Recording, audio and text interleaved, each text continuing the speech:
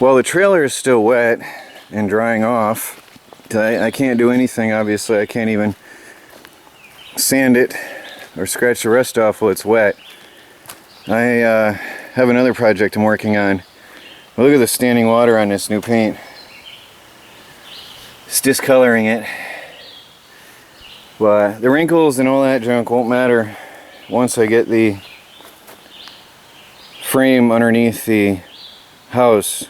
But it's just frustrating to see that it's not curing.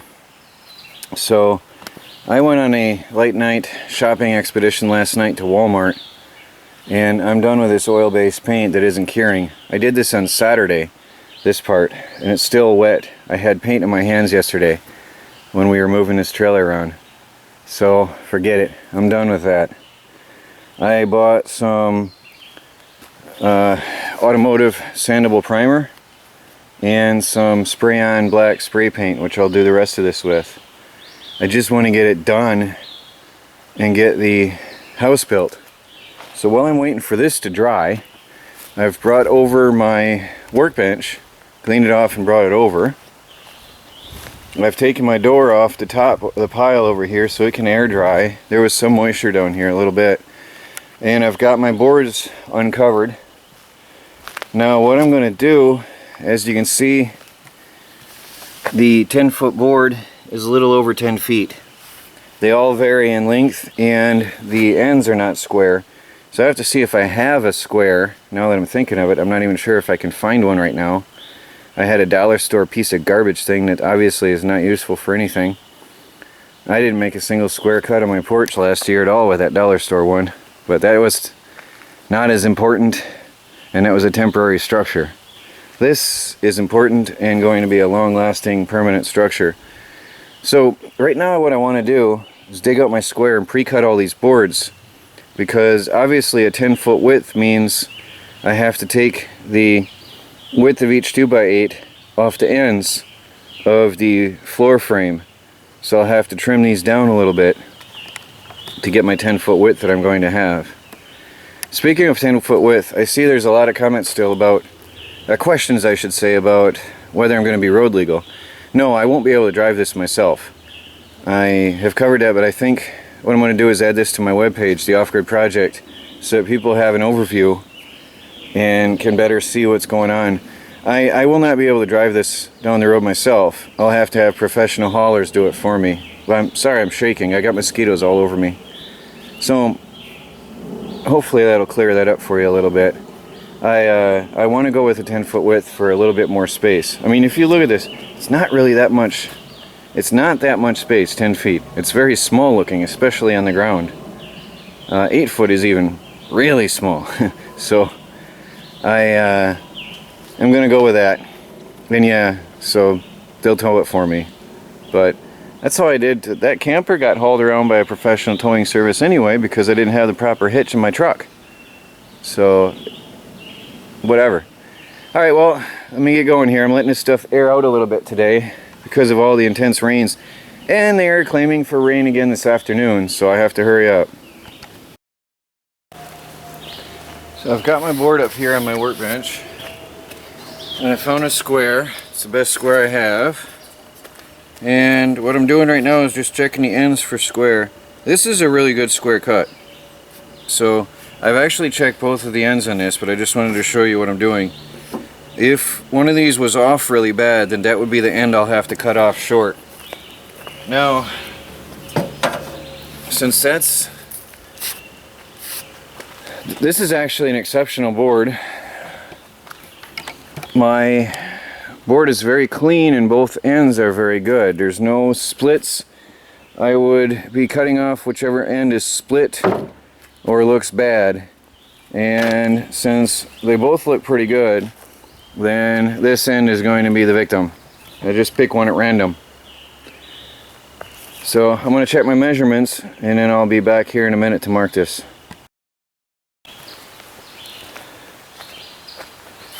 So I'm marking this at 117, 3 inches short of 10 foot.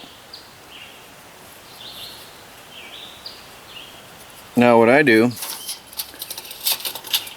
is I always mark both ends of the board before I go ahead and run a line across with a square. Which the pencil isn't obeying. Helps to have a good tip on your pencil so you can get the mark right.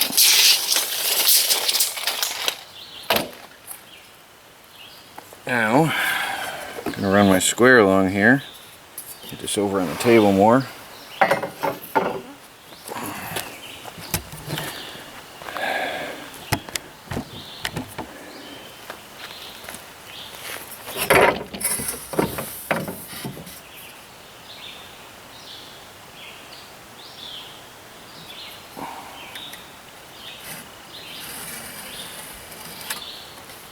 Now, I've got a cut mark to cut.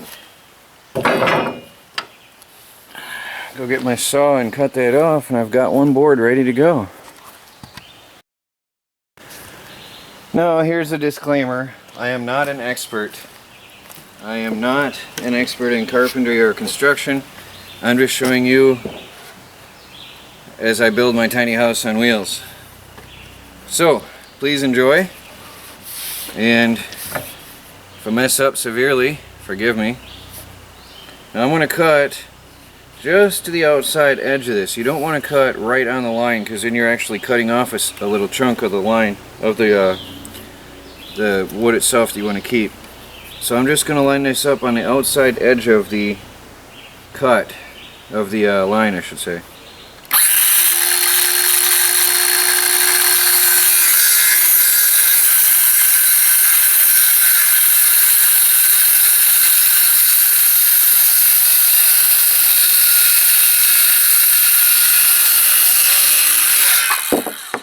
Okay, there's one board ready to go. I have to say I was actually a little nervous making my first cut, because once it's cut, it's cut. You can't take the cut back. It's done. It's on there. There's my first cut. So, I'll just keep marking them and cutting them. That's going to go up on here for now.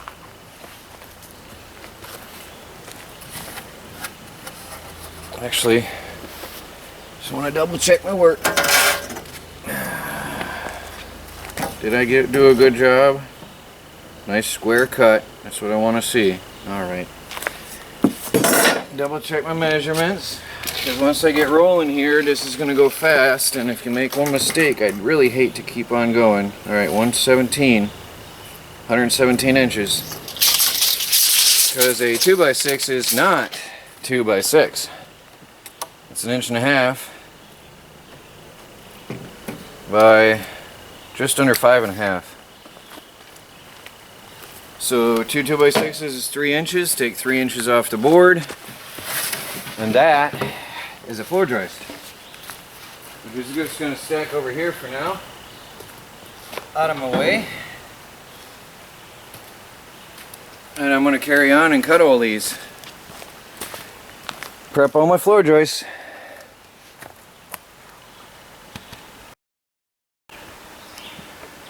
Okay, I've got 8 boards here cut, and what I'm doing is, let me zoom out a little bit here, and I'm going to walk over and explain. One half, I'm starting because you want the weight to be balanced on your trailer properly, and although the wheels are off center, I guess there's a reason why they did that, to put some of the weight on the front. The sofa was there, and the kitchen, the refrigerator, and appliances were right here. And right in the middle of this front area was where all the weight was of the kitchen. And then the water was right before the wheel well. And back here, I'm walking out of the camera. Now the back area was just bathroom and closet storage space and bedrooms. So I'm going to try to distribute my weight evenly like they did when I built this house, because obviously they're engineers and knew what they were doing. Now what I'm going to do, I've got the frame I have my floor joist cut for the first half of my tiny house on wheels. Because I stopped there because when I get to the wheels over here, when I get to the wheel wells, I obviously am going to have to cut. Oops, where's my rotate here on my camera? I need to obviously cut around the wheel wells. So right now what I have to do is measure how many 10-footers I'm going to have before I hit the wheel wells, because obviously a couple are going to have to be cut, and I'm going to work my way around that and frame around them. So while I'm cutting all the 117 inches, I'm just going to pause here and take those measurements. And because I don't have my paper in front of me, I'm not going to go grab my paper, just do that when I have the tape with me. And I've got the trailer in front of me, and it's going to be more precise and accurate to measure right here with the trailer than it is on paper. So I'm going to trust my own live measurements than paperwork. So I'm just going to do that and count how many more I have to cut at 117.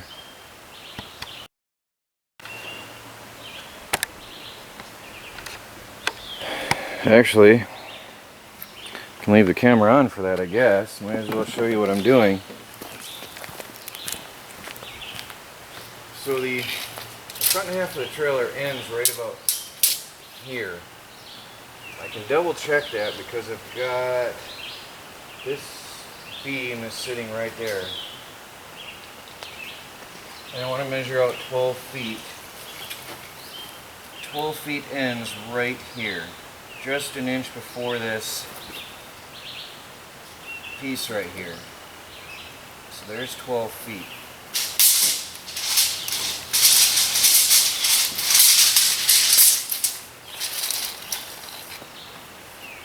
So when I measure how many 2-foot sections from there I have to go. Now my butt end of my trailer is actually going to be exposed for a while. I did say it wasn't going to be showing, but that's not exactly true, because the butt end of the trailer is not going to be covered until I close that in with a outdoor storage compartment later on. I can do that later. I'm going to grab my camera and show you what I'm talking about up close. A part of the back bumper of the trailer will be exposed. What I have here, let me fold my legs. What I have is the tiny house starts right here. This is my double beam. This is going to be a double beam right here. And the tiny house starts right there. The first half, the first 12 foot ends right here. So that's the front half of the house right there. Now, where we get complicated with the framing is working around the wheels, obviously.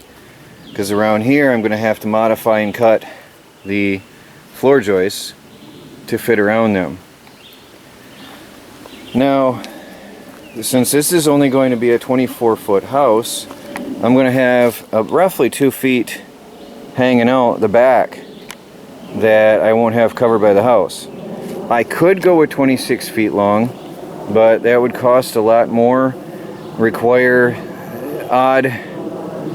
See, 24 foot is a very even number of 4x8 sheets of plywood and lumber and everything. It's a very even number to work with, so I stopped at 24 right there. Later on, after I have time and a little bit more money, I'll expand this 2-foot section here, and what I'm going to have is an outdoor accessible closet area, outdoor storage compartment here for like yard tools or equipment and sports gear, whatever can be stored back here. But that'll be a later add-on. So for now, this part of the trailer frame is going to be exposed. So, but again, that will be later covered. So right here is the end of my house, my tiny house on wheels, for now. So I'm going to start checking. I have to check how many at 24-inch spacing, how many floor joists I have, starting with a double. So there's 2, because the last one's going to be a double. So there's 2. And then there's 3, 4, 5, so I've got to cut 5 more at 117 inches. Now all of these obviously have to be cut to fit the frame of the trailer itself. So then I'll continue on. So there's 5. There's 1 short one, 2 short ones, and there's another long one. So there's 6 long ones and 2 short ones. So double check my work. See, there's 2, that's a double. 3, 4, 5. Sorry, something attacking my neck. So that's 5, 6 long ones. So I've got 6 more to cut, and then 2 shorts. Okay, I have my front frame floor joist cut, and over here I have my floor joist cut for the back frame. Now what I'm going to do is cut the 2 shorter ones for the middle. So I have to take this over here, hit my tape over here and measure, because what I'm going to have here is the wheels are going to be boxed in. So what I'll have, if you can imagine, take one of these boards here, and it's going to go just about here, somewhere around here, on the outside edge of the wheel. Okay. And then I'm going to continue. Let's check my camera, make sure you can see everything here. Yes, okay. I'm going to have the 12-foot back box. There's a front half of my trailer frame. The flooring, which I'll do, is a separate box, and in the back half of the trailer is going to be a box. So I'll have 2 10x12 boxes. Now the header on this, the end beam, is going to extend outside the wheels all the way back. So basically the wheels are going to be boxed in, and I won't cut that 2x6 by 12 foot long board. That'll stay intact for strength and keep this thing rigid. And then I'll have an inner box here resting right on the inside of the trailer frame. And that's going to be extremely beneficial, because right here is where my wood stove is going to sit. On this side or that side, I have to decide when I get to my paper, because I turned the trailer around, so I have to look at my paper for that. But there's going to be a floor joist, a beam resting right on the frame of the trailer here, and then this box around the wheels. So I'll have plenty of room to work on the wheels as well. If I ever have to work in here, there's going to be plenty of space to work on them, which is important because I don't like messing around in tight fender wells. So that'll be that, and then I'll build up above that and build a box around that. So now I've got to cut these.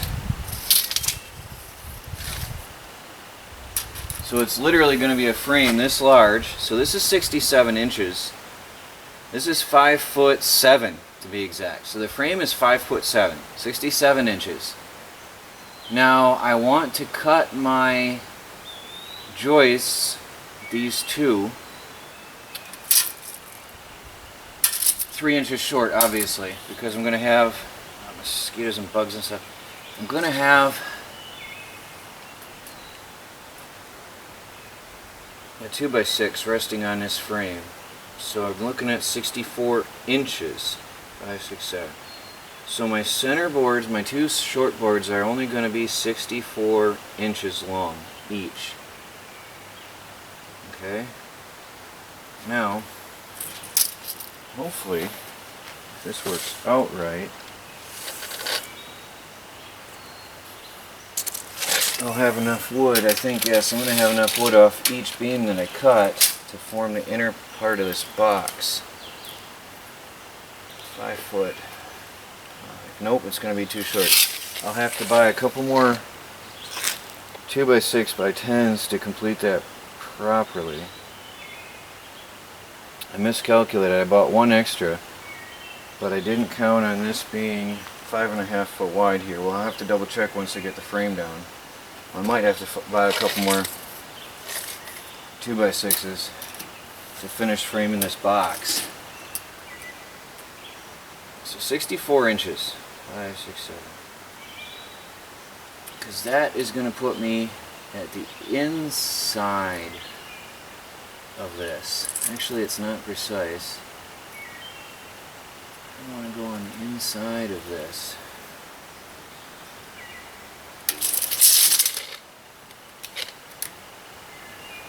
Okay, the frame is a little bit wider, so I'm going to go with 64 inches. So I'll cut my two short ones.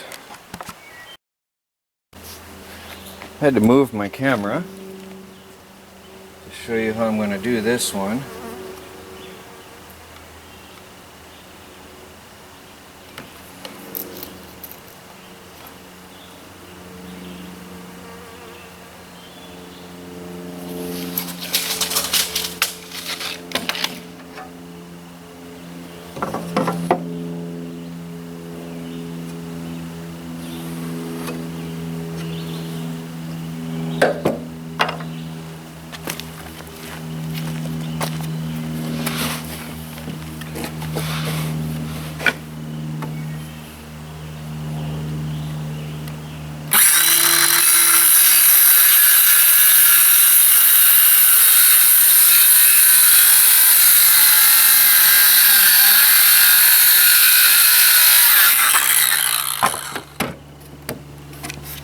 And there it is.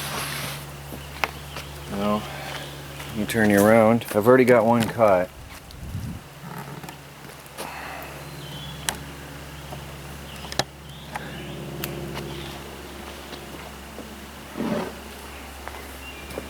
And there's the second one. It should be the same size as that one, I hope. Obviously, yes. Alright, so there's my center. Those are my short ones.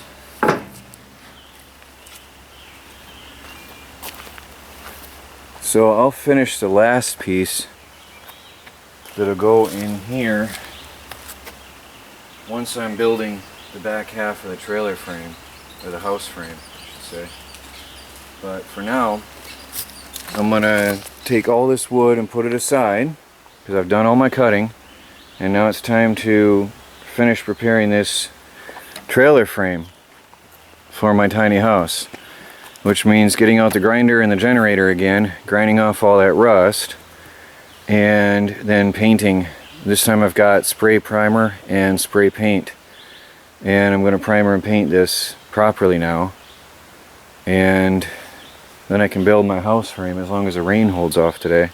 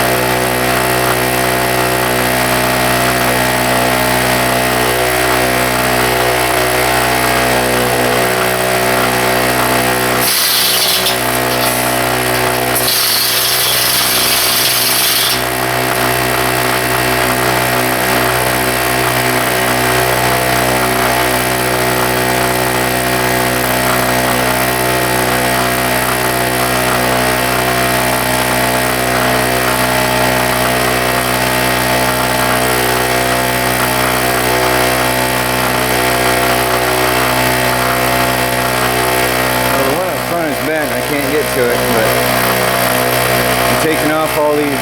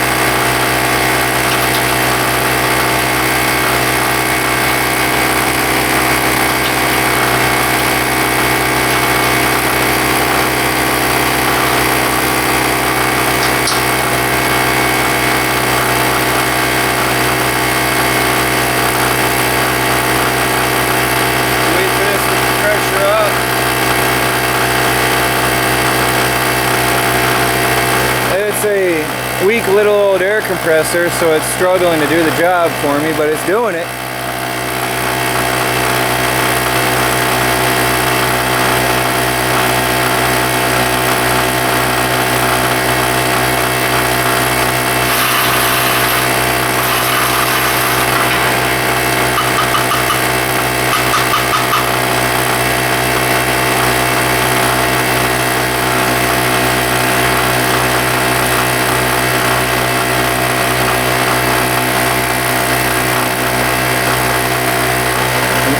Impact air wrench is so much nicer. I'd still be doing that by hand. I'm going to run over and take off the other side. Now the front's giving me trouble over here. It's the bolts are bent, so I'll have to bend them out before I can get that off. Once I drop that bar off, then I can sand this frame and paint it.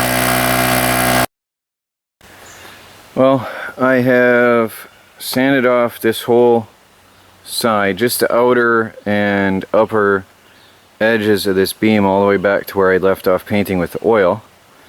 You can see it's all nice and white. That is primer. So I sanded it and primered it all the way back to the edge of the oil-based paint. And I am going to continue doing this in segments. And I'll continue sanding and primering the whole entire frame. So I hope I got enough cans of primer. I got 3 cans of primer and 5 cans of paint. I hope I got enough cans of primer, because that one can is only got maybe a third left in it. It's the largest can. It's right here in the corner of the screen here. But anyway, I don't know if it's enough to paint that whole rail. If it is, then I'm good to go and I'll finish this. I'm not worried about the tongue today at all. I want to get my house on here. I can do the tongue later. I need to get my boards up because it may or may not rain again, and all this wood needs to be put together and then protectively covered. So sorry I'm not showing you everything I do, because the dust and the filth in the air is not good for my camera.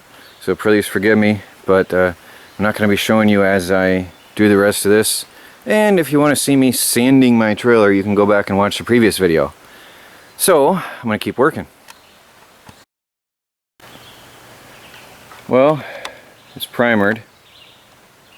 The whole frame is primered, all except for the tongue, which again I'll do later, because if you look up in the air, it's getting dark and there's another storm coming, which is a bummer because it's only like 5 o'clock in the afternoon. So I've got to hurry up and paint this now, and then I got to get my wood put away again. I won't be finishing that today, sadly. I thought I was going to do my floor framing today, but it's not going to happen. I have to finish painting this and then put everything away for the next rainstorm. Funny, yesterday they said no more thunderstorms for today, and then I checked this morning and they showed thunderstorms for today and tomorrow. This is really weird this year. So I'll do what I can and put everything away. Well, it's done. All but the tongue. So we got rain coming supposedly in 30 minutes. I don't know if it's gonna or not. The storm that was coming sort of fizzled out, so. But the weather report is predicting rain at 7, and it's 6:30 right now. I was pretty good on my estimate of time. I thought I'd be done painting by 6, so that's a pretty good estimate. It was only 30 minutes off, and I would have been done sooner, but the paint that I got had cheap nozzles. It was horrible to use. It was agony to use that paint, but I got it. I used all 5 cans of paint that I had, so it's done. Now tomorrow I can begin building my home. I'm really excited. So I'm going to clean up now. That's it for tonight. Well, I covered all my wood up there on the end of the trailer for the night. I can hear thunder off in the distance, so storms are coming. But that'll keep that higher off the ground and prevent the wood from eventually getting mildew on it. So that's it tonight. All put away.